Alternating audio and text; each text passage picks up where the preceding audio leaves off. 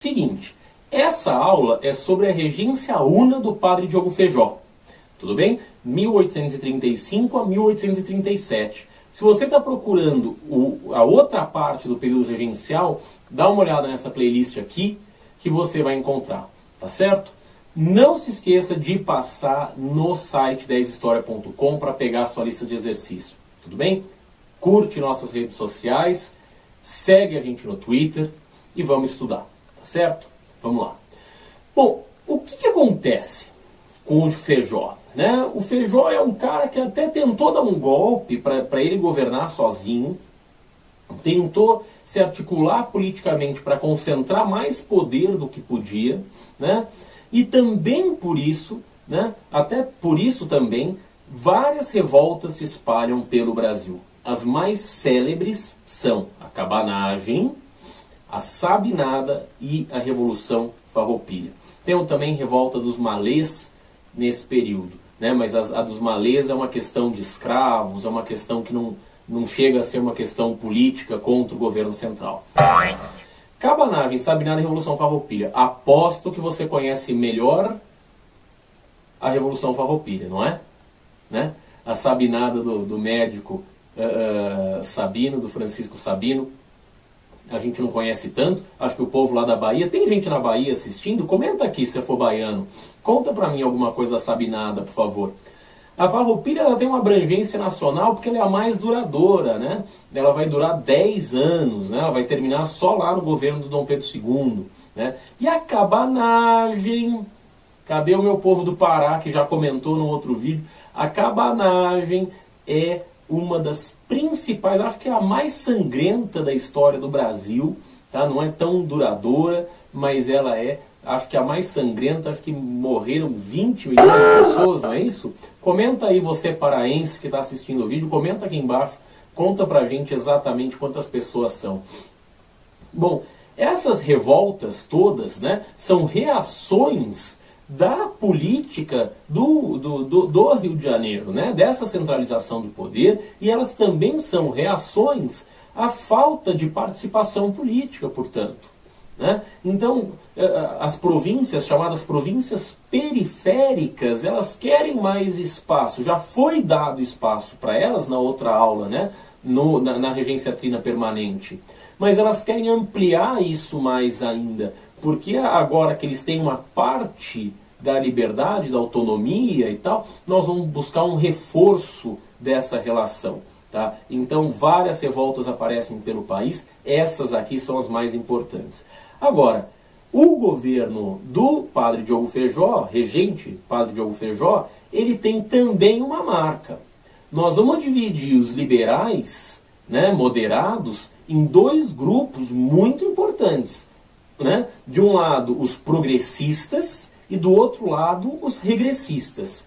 Os progressistas, olha a tabela aqui, né? Uma classe média urbana, com alguns proprietários rurais e alguns membros do clero, que vão dar apoio ao padre Diogo Feijó e àquele ato adicional que a gente fez na semana passada, que delegava poder para as províncias. Por outro lado, eu tenho os regressistas que vão fazer uma forte oposição a esse grupo, né? Esses regressistas que daqui a pouco nós vamos passar a chamar de conservadores, né? Eles têm, são majoritariamente grandes proprietários, né? E a maioria dos grandes proprietários está nesse grupo, e também grandes comerciantes e burocratas. Eles são mais centralizadores do que os progressistas, ou seja, eles são contra o ato adicional. Qual ato adicional? Aquele ato adicional que atribui poder para as províncias. O problema é que o Feijó ele não consegue governar por conta da pressão dos regressistas, que é a maior parte da elite política, e ele não consegue agradar completamente os progressistas, que estavam com ele favoráveis à descentralização política. Então o Feijó, no meio desse enrosco, no meio desse carnaval, né, entre dois grupos políticos muito fortes, né, regressistas e progressistas, com as revoltas pipocando no país, o Feijó tenta centralizar o poder, falar, gente, deixa que eu mando, ninguém topa isso, e ele fica sem alternativa. Então ele renuncia em 1837, diante de uma oposição crescente que imobilizava o governo dele. Tá bem? Bom, Feijó renuncia, vamos eleger um novo regente. Regente Araújo Lima. O Araújo Lima era um grande líder regressista. Ele governa entre 1837 e 1840. Quando o Araújo Lima assume o poder, a gente fala que começa, né, um período de grande centralização do poder, um regresso conservador. Olha essa linha do tempo aqui, um período de regresso conservador. Por que regresso conservador? Porque a regência trina permanente e o Diogo Feijó vão especialmente descentralizar o poder, não é isso? Aumentar a autonomia das províncias. O Araújo Lima chega com um grupo regressista, conservador, que vai dizer o seguinte: cara, ó, esse liberalismo todo aí, essa descentralização do poder não funcionou, vamos centralizar o poder mais uma vez e estabelecer ordem no país. Tudo bem? Tudo bem? Então a gente vai de novo, né, centralizar o poder. Ele é responsável por duas coisas interessantes, três coisas interessantes, a criação do Colégio Pedro II, né, o Arquivo Público Nacional e o Instituto Histórico e Geográfico Brasileiro, né? Tudo isso fruto daquele Ministério das Capacidades, né, que acreditava muito em produção de conhecimento, em ciência, parará. Mas, Vitor, como é que ele faz para resolver essa situação de descentralização política? Seguinte, lembra que eu disse para você na aula passada que eu não posso tirar nada da Constituição? Que eu só posso acrescentar coisas na Constituição? Então, como é que eu mudo o país? Difícil. Mas eu posso mudar a Constituição acrescentando a ela uma outra coisa. Acrescentando a ela uma outra coisa. Quer dizer, eu vou acrescentar a chamada lei interpretativa do ato adicional. Brasil, né, cara? Brasil, pô, mas o que você espera? Quando dizia o seguinte, eu tinha a Constituição de 1824. Em 1834, a gente faz o ato adicional, ou seja, eu tenho a Constituição e eu coloco na Constituição mais coisa para mudá-la. Tudo bem? O ato adicional. Só que agora eu não concordo com esse ato adicional. Só que quando eu coloquei o ato adicional na Constituição, o ato adicional fez parte da Constituição. E como é que eu mudo isso? Seguinte, eu vou ter que pegar uma outra coisa para colar na Constituição, chamada de lei interpretativa do ato adicional. E o que isso faz? A lei interpretativa do ato adicional, ela anula, na prática, o ato adicional. Então, qual que é a interpretação, né? A interpretação é, olha, onde eu estou dizendo A, eu estou dizendo, na verdade, B. Onde eu estou querendo dizer C, eu estou falando, na verdade, D. Né? Então, a lei interpretativa do ato adicional. Tudo bem? O que ela diz? Por exemplo, né, que a capital, Rio de Janeiro, é que vai nomear os funcionários públicos, controlar os órgãos de polícia e justiça nos estados. Quer dizer, aquela história do Código Penal, lembra de você eleger o juiz de paz? Da província eleger o juiz de paz? Isso não acontece mais.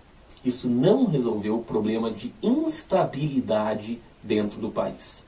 Não resolveu. Por isso, o grupo progressista, ou chamado grupo liberal, né, os liberais, eles vão ter a seguinte ideia. Vamos fundar o grupo, ou o clube da maioridade. O que é clube da maioridade? O clube da maioridade é um grupo de políticos defensores da antecipação da maioridade do Pedro de Alcântara. Ou seja, eu vou dizer que o Pedro de Alcântara já tem condição de assumir o império, de ser imperador. Isso que é o clube da maioridade. A gente pode chamar de clube joanino ou clube palaciano também. Tá? Não sei como que o seu professor falou aí, mas de qualquer maneira é válido. São esses mesmos caras. O que eles querem? Antecipar a maioridade. Tá. Agora, antecipar a maioridade por quê? Porque o imperador, a figura do imperador, é um poder inquestionável. Eu não posso questionar o imperador. O imperador, ele tem legitimidade, assim como o presidente da república quando eleito. Você elege o presidente da república e ele passa a ser a autoridade do país. Não tem jeito, não tem o que fazer. Tudo bem? Então o Pedro II, né, aparecendo, Pedro de Alcântara sendo nomeado Pedro II e sendo imperador do país, pronto, não tem discussão, legitimidade de poder, não tem, é ele, é o cara, acabou. Tudo bem? Então ele é associado à paz interna. Tá? Ele é associado à paz interna. Então eu quero antecipar a maioridade do Pedro II para que o país tenha estabilidade política. Agora você vai me dizer, mas Vitor, como assim? Quantos anos tinha o Dom Pedro, né, o Pedro de Alcântara?